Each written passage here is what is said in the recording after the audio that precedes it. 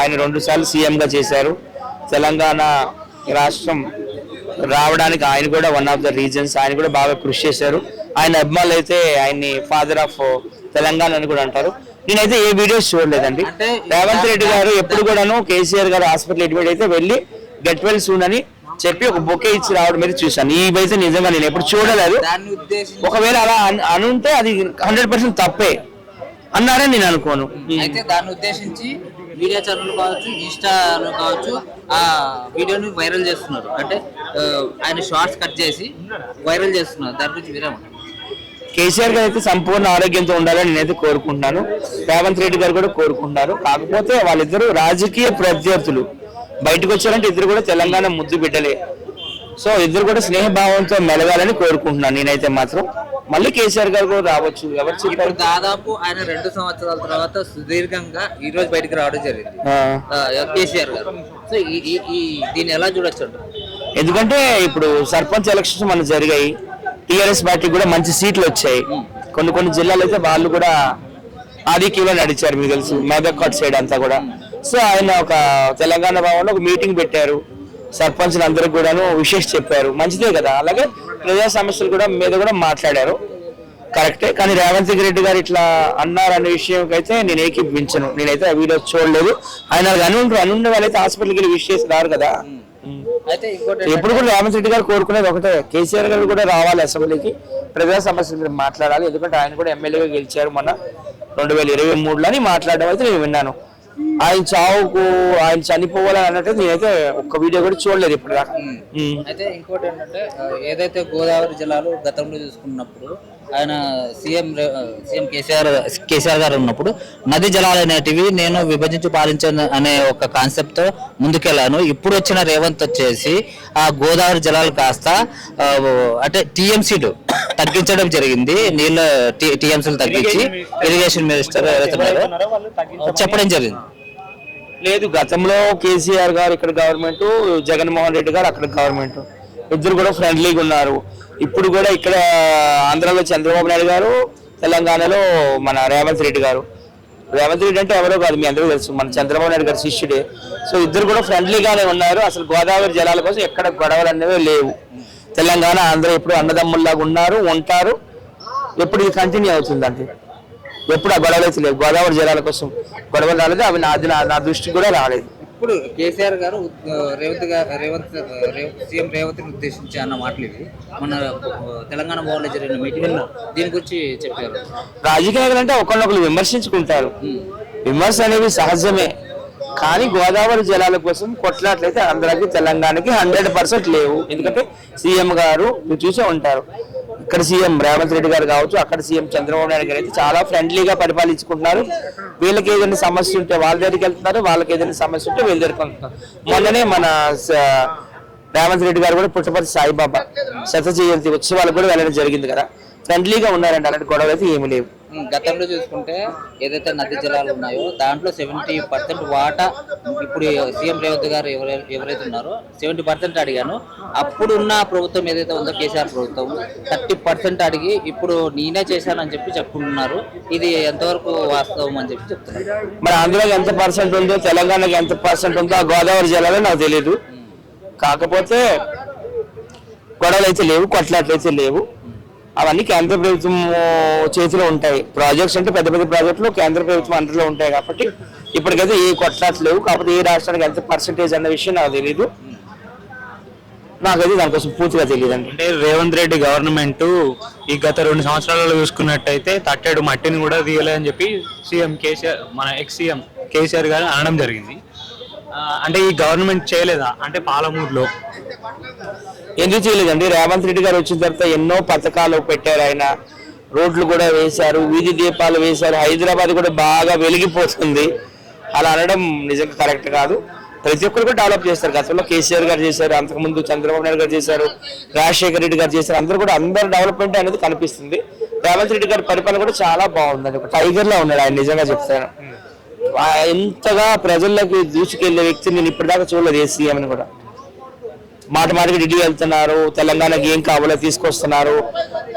అక్కడ సోనియా గాంధీ గారు కావచ్చు, రాహుల్ గాంధీ గారు కావచ్చు, ప్రియాంక గాంధీ గారు కావచ్చు, చాలా బాగా రిసీవ్ చేసుకుంటున్నారు రేవంత్ రెడ్డి గారికి.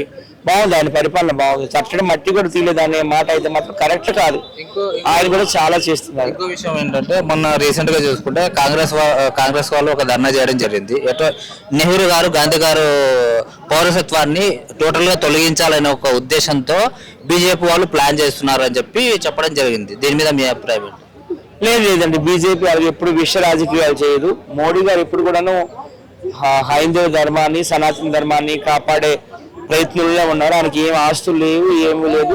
ఖచ్చితంగా గాంధీ గారు అయితే మన గుజరాత్కి సంబంధించిన ప్రాపర్టీ, నెహ్రూ గారు వచ్చేసి ఉత్తరప్రదేశ్కి సంబంధించిన ప్రాపర్టీ అలహాబాద్. అట్లాంటి ప్రయత్నాలు ఏం చేయలేదు, ఆయన చేయబోరు. ఆయన అయితే అందరినీ గౌరవిస్తూనే ఉంటారు. దేశ నాయకులందరూ మీరు చూసే ఉంటారు. సర్దార్ వల్లభాయ్ పటేల్ ఆయన ఏ పార్టీలో ఉన్న వ్యక్తి? బీజేపీయా, కాంగ్రెసా? కాంగ్రెస్ కదా. కాంగ్రెస్ లో అప్పుడు ఆయన హోమ్ మినిస్టర్ గా ఉన్నారు. సో ఆయన విగ్రహం ఎంత పెట్టారు ఆయన గుజరాత్ లో అంటే కాంగ్రెస్ నాయకులు కూడా ఆయన గౌరవిస్తున్నట్టు కదా. పెట్టాలనుకుంటే ఒక అటల్ బిహారీ వాజ్పేయిదో, ఒక ఎల్కే అద్వానిదో, లేకపోతే ఇంకెవరిలో పెట్టుకోవచ్చు కదా. సో ఆయన కాంగ్రెస్ నాయకులు గౌరవిస్తారండి.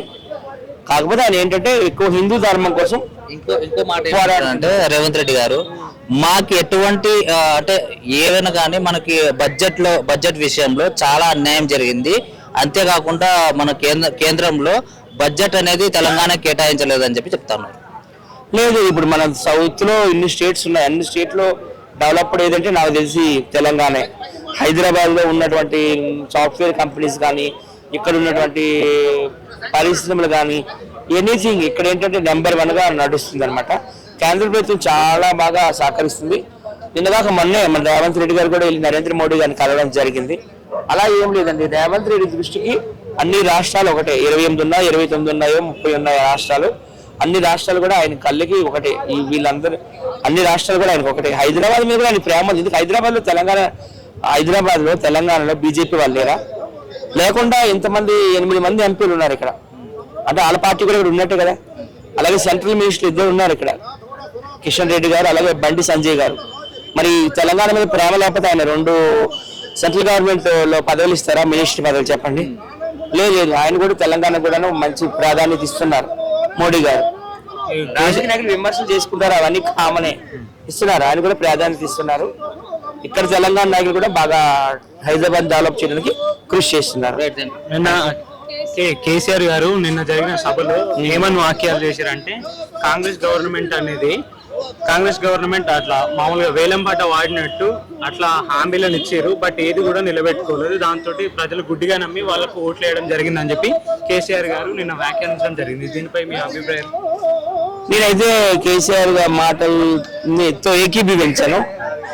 ఎందుకంటే రాజకీయాలు అంటే విమర్శలు చేసుకుంటారు, ప్రతి విమర్శలు చేసుకుంటారు.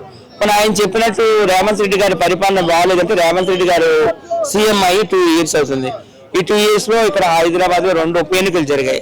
సికింద్రాబాద్ కంటోన్మెంట్, అలాగే జూబ్లీ హిల్స్.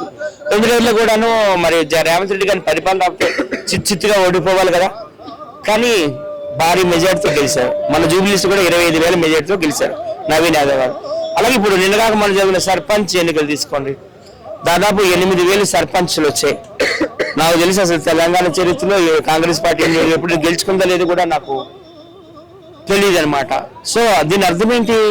ప్రజలు తీర్పిచ్చారు కదా. అంటే దాని అర్థం ఏంటి? రేవంత్ రెడ్డి గారి పరిపాలన చాలా బాగుందనే దాని అర్థం.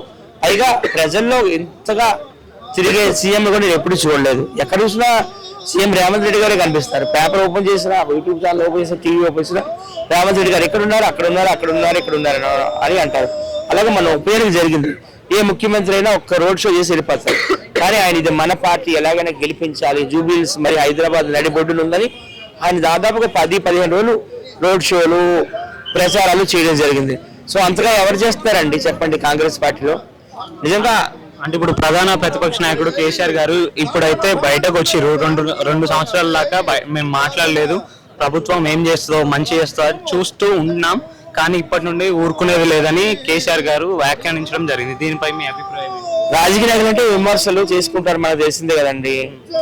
అవన్నీ పట్టించుకోవాల్సిన అవసరం లేదు. పోనీ ఆయన అనేటట్టు రేవంత్ రెడ్డి గారి పరిపాలన బాగాలేదంటే 2 ఉప ఎన్నికలు జరిగే రిజల్ట్స్ చూడమనండి.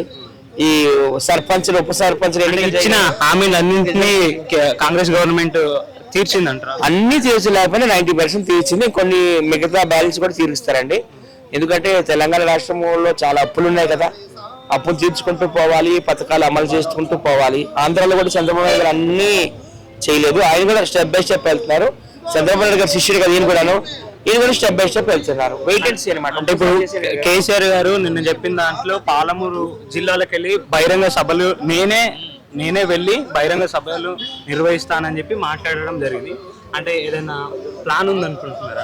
నాయకులు ఆయన కూడా ఒక పెద్ద నాయకుడే కదా, 2 సార్లు సీఎంగా చేసిన వ్యక్తి, తెలంగాణ రావడానికి ఎంతో కృషి చేసిన వ్యక్తి కాబట్టి ఆయన పాలమూరు అంటే మరి మన రేవంత్ రెడ్డి గారి జిల్లా కదా, మహబూబ్ నగర్ జిల్లాని పాలమూరు జిల్లా అంటారు. వెళ్ళి ప్రజా సమస్యలు తెలుసుకొని అసెంబ్లీలోకి వచ్చి గలం విప్పి మంచిదే కదా. ప్రజా సమస్యల కోసం పోరాడమే కదా అందరూ కూడా చెప్పారు. ప్రతిపక్ష నాయకుడు బయటకు వచ్చిండు కదా, ఇప్పుడు రేపటి నుండి ఏమైనా ఎటువంటి పరిణామాలు ఉండొచ్చు అనుకుంటున్నారు? రేవంత్ రెడ్డి గారు అదే చెప్తున్నారు కదండి, కేసీఆర్ గారు అసెంబ్లీకి రావాలి, ప్రజా సమస్యల మీద పోరాడాలని ఆయన కూడా చెప్తున్నారు. రావద్దని ఎక్కడ చెప్పలేదు. సో ఇద్దరు నాయకులు ఒకళ్ళొకరు విమర్శించుకోకుండా తెలంగాణలో ఉన్న మిగతా జిల్లాలు చాలా వెనుకబడిన జిల్లాలు ఉన్నాయి. ఇప్పుడు ఆదిలాబాద్ చాలా వెనుకబడి ఉంది, నువ్వు అన్నట్టు మహబూబ్ నగర్ కావచ్చు, మెదక్ కావచ్చు. ఈ వెనుకబడిన జిల్లాలు అన్నిటిని కూడా డెవలప్ చేయాలని నేను కోరుకుంటున్నాను. విమర్శలు అయితే మాత్రం తగ్గించుకోవాలని నేనైతే సలహా ఇస్తున్నాను. ఇద్దరు కూడా గొప్ప నాయకులే. కేసీఆర్ గారు కూడా పెద్ద నాయకుడే, రేవంత్ రెడ్డి గారు కూడా మంచి నాయకుడే. జాబ్ క్యాలెండర్ లో మాట వరకే అని చెప్పి నిన్న మాట్లాడడం జరిగింది కేసీఆర్ గారు. దీనిపై మీ స్పందన? అంటే రేవంత్ రెడ్డి గవర్నమెంట్ జాబ్లు రావట్లేదు అంటారు. ఎందుకు వచ్చే రేవంత్ రెడ్డి వచ్చిన గవర్నమెంట్ జాబ్లు ఎందుకు రాలేదు? ట్రాన్స్జెండర్స్ కూడా ఆయన గవర్నమెంట్ జాబ్లు ఇవ్వడం జరిగింది. ఆయన పరిపాలన బాగుంది కాబట్టి ఇప్పుడు రిజల్ట్స్ కూడా బాగున్నాయి. ఓకేనా, సర్పంచ్ ఎన్నికలు తీసుకోండి, ఉప ఎన్నికలు తీసుకోండి, ఇంకేమైనా తీసుకోండి, ఆయన పరిపాలన బాగుంది కదా. ఇంతకుముందు ఎన్ని ఎంపీ స్థానాలు ఉన్నాయి, ఇప్పుడు ఎన్ని ఎంపీ స్థానాలు ఉన్నాయి చెప్పండి. రేవంత్ రెడ్డి గారు వచ్చిన తర్వాత 8 మంది ఎంపీలు గెలిచారా లేదా? అంతకుముందు ఎన్ని ఉండేవి చెప్పండి. అది రేవంత్ రెడ్డి గారు మరి తెలంగాణ పిసిసి ప్రెసిడెంట్ అయినాక కదా గవర్నమెంట్ ఫామ్ చేయగలిగారు. ఆయన అయితే దమ్మున్న నాయకుడు అండి, నిజంగా ఈజ్ ఎ టైగర్. నేను రేవంత్ రెడ్డి గారి ఫ్యాన్ని. ఆయన మతాల మధ్య చిచ్చు పెట్టరు, కులాల మధ్య చిచ్చు పెట్టరు, భాషల మధ్య చిచ్చు పెట్టరు, అందరినీ గౌరవిస్తారు. నిజంగా మా ఆంధ్రాలో అయితే చాలా మంది ఫ్యాన్స్ ఉన్నారు రేవంత్ రెడ్డి గారు. ఈ వీడియో కనుక మీకు నచ్చినట్లయితే లైక్ చేయండి, షేర్ చేయండి. మరిన్ని వీడియోస్ కోసం మా ఛానల్ని సబ్స్క్రైబ్ చేయండి. మీ అభిప్రాయాలు మాకు కామెంట్స్ రూపంలో చెప్పండి. మరిన్ని వీడియోస్ కోసం మా ఛానల్ని సబ్స్క్రైబ్ చేయండి.